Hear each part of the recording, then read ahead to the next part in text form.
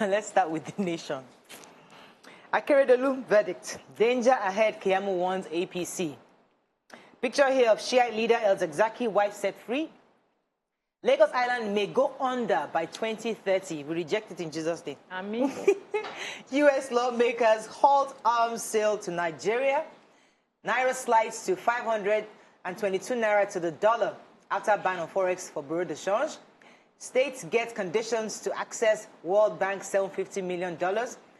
Twitter and the federal government begin talks over the ban. Okay, let's start with the Lagos Island. Flooding, yes. Flooding. So, you know, there's been this report that some states, I think major cities in the world, about 10 cities, including Lagos State, will be going under in the next 50 years. Now, this 50 years report has been on for as long as I can remember, but there's this new report that says just 29 years, Lagos will likely go under. And they are, you know, saying that one of the reasons Lagos will go under is the fact that we do a lot of dredging. We do a lot of reclaiming of land. We're building new cities. So we take land from the sea and we build new cities. So especially cities like Lekki and Banana Island will be in serious trouble in the next 29 years. And they're appealing to developers. You have done enough. This is the time to stop. Let us pay attention. What we are actually having right now is just even the flash floods. The coastal floods have not started. Imagine if we have this type of rain that happened last week. 2 days. They said if we have it 2 days in a row. 2 days in a row, how Lagos is going to be. So it's more like, I don't know, it's scary right now, especially for people who have built their houses in that part of Lagos. But let's hope that the developers will now go to the mainland and start developing. Even that kind of area, it's time to start thinking of relocating or find somewhere to squat, at least for this season, until things they are talking to developers, especially developers and the government. This you're reclaiming because it's disturbing something inside the ocean. So okay. Let me take El-Zakzaky. Take it. So El-Zakzaky was acquitted yesterday. His lawyer, actually Justice Gabriel Kolawole, rejected the submission by the SSS, saying that their decision to hold the Islamic cleric and his wife for their safety was not based on law. And he has instructed them to rebuild his house, which was destroyed. And that he should find a place that he choose a place that he likes. And the government must rebuild another house in the place. And he was set free. I mean, we expect his lawyer, Femi Falana, of course, was happy about that. But I'm sure they're going to be possibly suing. It wasn't mentioned here, but we're sure that they're likely going to sue the government for they even actually, as they release them, they whisk them away to an undisclosed location because you know how they can do. They can just come and rearrest them again. But what they said that was interesting was the Kaduna State government were trying them on a law that was, you know, the law was imposed in 2017. They are supposed to have committed the offense in 2015. So, before the law came. So they committed the offense. So how can you commit an offense and then wait for a law to catch you in the future? So when you did it, it was not an offense. Now they are saying that it's an offense. It's good to know that at least finally he's been released and acquitted. 6 years of his life, 5 years of his life. Yeah. Wow. Come on. Twitter, yes. So a bit of good news. We're still waiting. So the federal government and Twitter have begun talks towards lifting the ban. And this was disclosed by someone who didn't want to mention his name, saying that they are trying to trash out all the agreements, they are trying to trash out all the disputes that they have. But hopefully the ban will be lifted. You know, a lot of businessmen have been affected, those people who do their businesses on Twitter, and hopefully we'll get good news soon. Okay, moving on to The Punch. FG lines up 36 billion naira for COVID-19. Third wave. Says 4,261 cases recorded in 30 days. Buhari hails judgment, justices divided as Supreme Court affirms Akeredolu's victory. 18-year-old ex-convict arrested for killing Ron's girl, who was 28, in Ogun. We're in talks with bandits on 83 Kaduna Baptist students, says Khan. NYC mourns as 5 camp-bound core members die in crash. APC Congress is under threat as Supreme Court declares Boni's chairmanship illegal. And Senate names Jonathan Sambo in 665.8 billion naira diversion and demands refund. Okay. Let me start with the major story. Major header. For the other story. So the federal government is set to release 36 billion to states as part of measures to curb COVID-19, especially with this third wave that we are having. So according to the Benue State Commissioner for Health and Human Services, They said that they are going to be releasing the fund before the end of this month, that's July. And the different commissioners, health commissioners, are going to be meeting with the Presidential Steering Committee on COVID-19 to, find out ways that they are going to shore up testing, because according to the report that they had on Tuesday, 404 people tested positive for COVID-19. So they are going to shore up their testing and plan on how they are going to use and spend the 1 billion each that will go to the different states in fighting COVID-19. All right. So the story I was going to take... Okay, go ahead, please. No, I was going to talk about that 18-year-old ex-convict. That he took a lady of the night, and then after the whole show, she asked for 10,000, and he said, no, he can only give her 8,000. No, he said he only has 8,000 on him. Yeah. Okay, hold my phone. She held his phone. This is what he supposedly confessed to the police. He went away. When he came back with a knife, stabbed her, and wow, in the neck, and she died. They caught him in Pansheke, because this was in Abeokuta, where he was trying to pick up another girl. He's an ex-convict. And the other one I wanted to take was... 18. He's 18. Oh. Can you imagine? Poor... Which other story you're going to take? The hush puppy. He has a plea bargain. So he's pleaded guilty. So he's supposed to face up to 20 years. But I think with this plea bargain, he won't get that amount of time. Yeah. Okay, there was a story that I missed. They didn't sign the papers. Naira falls to 522 Naira to the dollar. Falls or rises? Yeah, it falls, as in the value falls. So it's now 500. Naira has fallen. So 500 and, well, literally it's risen the to... The dollar has risen. But the value has risen, that has fallen to 522 Naira to the dollar. And what happens is that, according to the report, it shows that there's pressure on the Naira because manufacturers and foreign exchange end users scramble for scarce resources. Obviously, the banks are not giving us enough dollars, so they have to resort to the bureau de change, because that's the documentation going through the banks have been so tedious. The processes takes a long time of approvals that are required to purchase dollars from banks, which usually doesn't even meet short notices. So because of that, they have to fall back on the bureau de change, and that has now increased Naira to 522 Naira to the dollar, and obviously that makes the value of Naira fall further down. I think we should learn not to be in a hurry to, dish out policies. We should calm down. I also think that we need to fasten the process of getting dollars, because you're not making it attractive for us to go to the bank. It's so difficult. It's difficult. You have to go for approvals, check if it's on the list, they come back to you, and usually you need money immediately for so many other medical issues, for school fees, for products. So there's something wrong with that policy that needs to be ensured, that needs to be reviewed to ensure that people can easily access dollars. So that the thing is, a lot of banks don't even have dollars. They don't. They will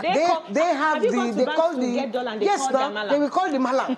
Abi, that's true. They call malam for you.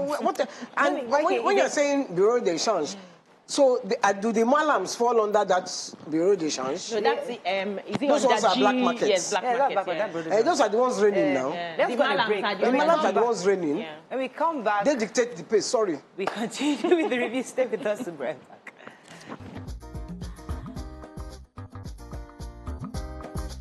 Stay tuned. Your View will be right back. Thanks for staying with us. Moving on now to the Nigerian Tribune. U.S. lawmakers block sale of $875 million weapons to Nigeria. Alleged homicide, court discharges El Zakzaki and his wife. Lagos, Delta, Oyo, Sokoto, others high risk of flooding. Government strike again in Imo, behead 2 persons.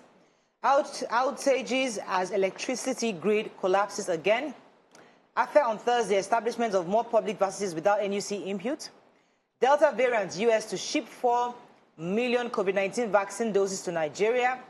APC Congress's Buni insists on consensus option, warns against media war. Okay, the major headline, the US lawmakers are stopping the government from sending 12 AH Cobra attack helicopters to Nigeria, according to them, citing human rights reports and the issue of the high risk of insecurity in the country that the government has been unable to curb. saying that the government is drifting into an authoritarian government, and such that they cannot begin to, they need to rethink their engagement with Nigeria. And they are pushing their government to stop all the sale of the, really, they have about 28 helicopter engines produced by the G Aviation, 14 military-grade aircraft navigation systems made by their company, and 2,000 advanced precision kill weapon systems, laser-guided rocket ammunition. All, they're trying to stop all those ammunition from coming to Nigeria because of the high risk of the high human rights allegations against Nigeria and the fact that our government seems to be authoritarian. Yes, they also mentioned that, you know, the agreement reached with Nigeria was done before Biden was inaugurated.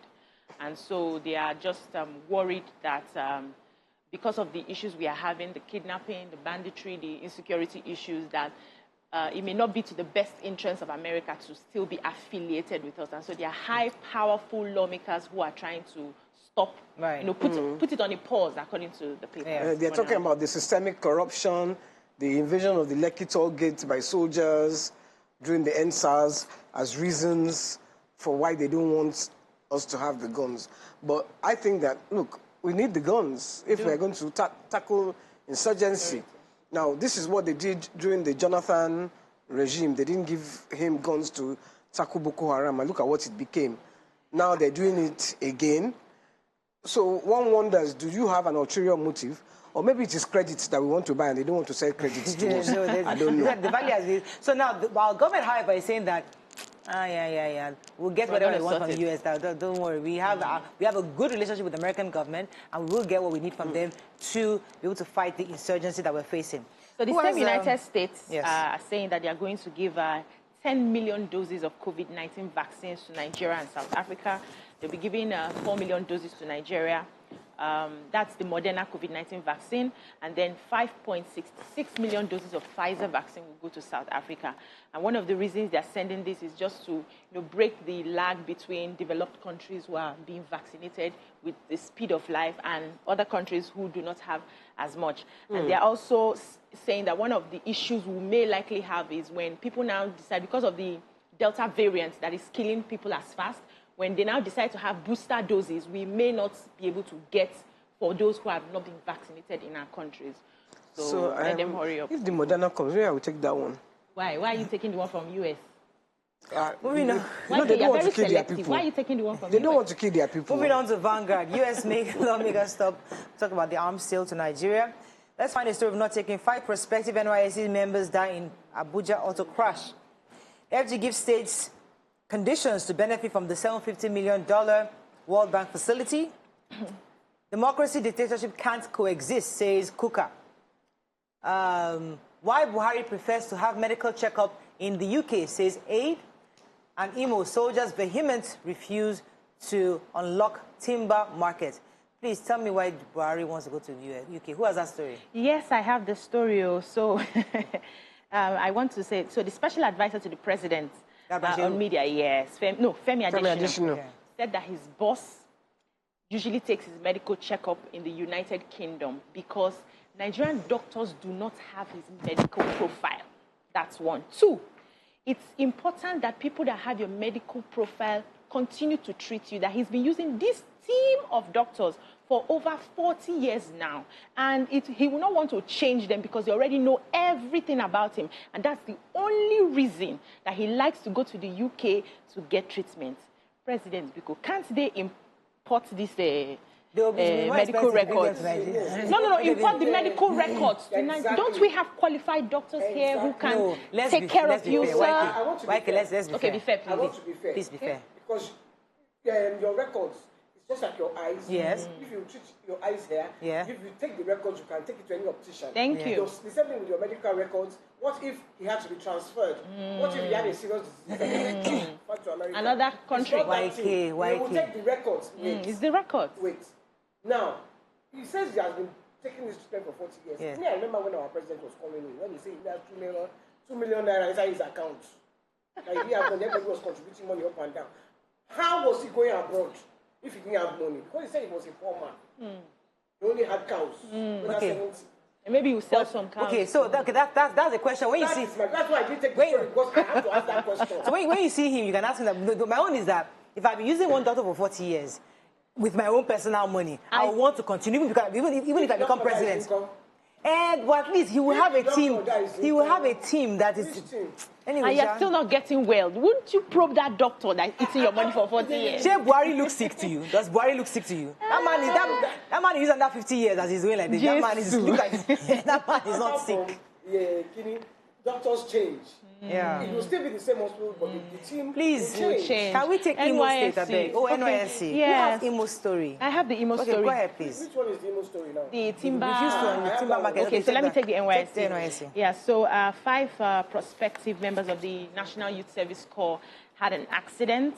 I think this happened along Abaji Kwali axis of Abuja-Lokoja Highway. They were going to resume as Batch B Corps members.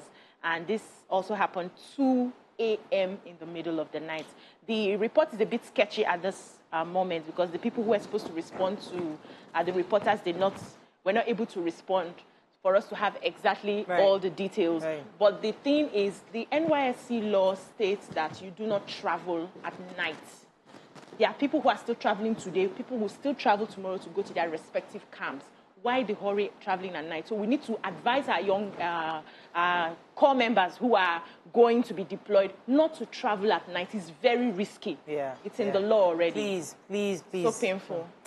Okay, so the Imo story, the timber market at Omuowa in Olu local government area of Imo State is under lock and key. Now, the reason is apparently on Monday, gunmen came there and fired gunshots sporadically. Soldiers now closed the market. Okay. Now, nobody was in the market when the gunmen came there. The two markets, there was the timber market and the second one. What's the second one? That one is building materials market. So that one, they decided not to come to market because that was the day they were taking Nnamdi Kanu to court. Soldiers now came, locked the market. When the marketers came on Tuesday, market was locked. Till at the time of filing this report, that Olu market, the timber market, is still closed. They've opened the other one, the adjacent one. Yeah. And the traders are asking, why are you locking the markets? If people came to shoot sporadically, is it us, the traders, that you will blame? Or the people that came to shoot? But it's still a crime scene, so maybe they need to get the bullets and to know exactly. When did soldiers become the people that are searching for carry out investigations? So exactly. It's not the soldiers carrying out investigations. It's the police. But the soldiers that locked it. Maybe they locked it for the police, so that the police come and do the investigation. I'm not speaking about the government. Because even the Ohanize have spoken that this is not fair to the traders. These people are losing millions of naira. This is their work. So they are insensitive. So even if you want to use it as a crime scene, do what you need to do and reopen the market so that people can actually get back to work. Crime scene, they didn't kill anybody now. They just shot sporadically. Why should I pick up because according to someone, they said because they were in solidarity with and let them open their markets Nnamdi Kanu. And it said they were in solidarity with Nnamdi Kanu. That the grievance is the fact that they stayed back at home instead of opening their shop on the day Nnamdi was supposed to appear in court. Exactly, that is the reason. Okay, we have to run. Let me say what's happening. So you want to support? We know how far. We are going to support our last paper, Daily Sun. Let's find a story we've not taken. You're taking the flood alert, right? Yes, 28 states. Almost taking that. Kanu lawyer accuses UK of not doing enough. Ondo Guba Supreme Court affirms Akeredolu's victory. 2023, vote APC out. Kuka urges Nigerians. 87 billionaire allegedly diverted by AGF Senate report. U.S. lawmakers halt $875 million weapons. I think we've taken most of the stories here. Most of the story, yeah. Let's move on now to Daily Trust. Is that a story we've not taken? Job loss, inflation looms as road exchange operators lament new CBN forex policy. EFCC quizzes ex-Nasarawa governor Al-Makura wife over alleged fraud. 6 herders killed in attack on Taraba Fulani community, says police. El Zazaki's long walk to freedom. 18 million Nigerians infected with hepatitis, says federal government. Accountant General illegally withdrew 665.8 billion naira from the special fund. Who has the hepatitis story? Yes, I do. So the report says about 18 million Nigerians are estimated to be infected with hepatitis B and C, according to the Minister of Health. And he said out of this 16 million are affected with hepatitis B, while 2.2 million are with hepatitis C. And he said one of the reasons we still have this is the fact that there is a low level of awareness. there is underreporting, underdiagnosis, and undertreatment, and we need to do more for people to understand what this means. And I think that disease is about, it has something to do with damaging your liver and kidneys, I guess. Congratulations to Governor of Ondo State, Aketi. At least now, Supreme Court. Is it Aketi or Akete? Akete, It's Aketi or Ike? I know that one past you. Okay, me, I'm lost. I don't know. Anyone you call, That's so. Congratulations to him. The Supreme Court, Arakuri, was a 3-4 vote, quite close, interestingly. So at least he's still the governor. People are afraid that by today we ex-governor, but thank God for him. Thank God for God that he's still governor of his state. Congratulations to him and his entire team. Jagede has considered defeat and said, congratulations, yes, no problem. Move on. Yes, but hopefully they can work together because they both have... right. Enough support. Okay, that's all we can take on Front Page Review. When we come back, it's Thursday. We discuss life issues. Our guest is in the building. Stay with us. We'll be right back.